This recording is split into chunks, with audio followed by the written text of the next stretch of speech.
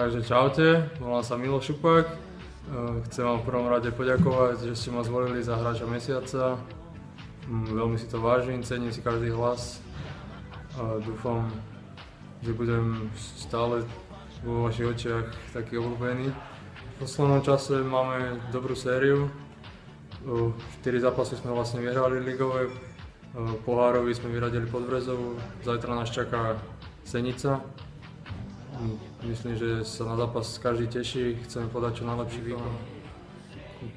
Určite nie sme favoritom, ale myslím, že keď každý hráč odozdá na ihrisku to svoje maximum a výsledok bude, aký chce, zídeme z ihriska s vstýčenými hlavami a proste budeme... Každý musí byť po zápase spokojný so svojím výkonom. Nejdeme proste s tým, nikde nejdeme s tým, že ideme zápas dať popredu, chceme bojovať o každý bod. Dúfam, že sa nám podarí prezimovať v tej prvej šestke. Čakajú nás 2 zápasy vonku. Prvý v Senci, myslím, že určite nejdeme do Senca s tým, aby sme odišli bez bodov.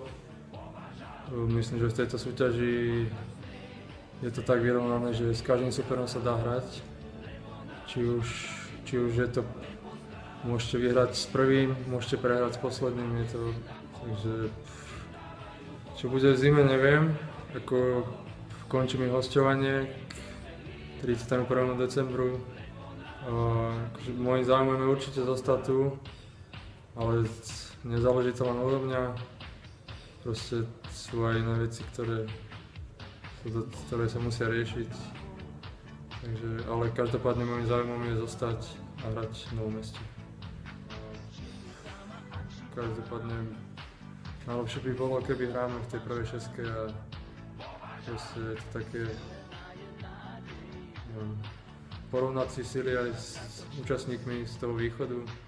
Proste otestovať úroveň, aká je na východe. Trošku pocestovať autobusom. Volaj, povážam, zelená je nádej, biela statočnosť,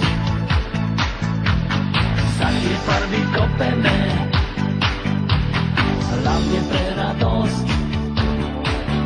A z nej pieseň víťazná, lebo náš manšaft inú nepozná. Spievaj s nami, aby si tam bol, keď dávajú povážaci súperový gól.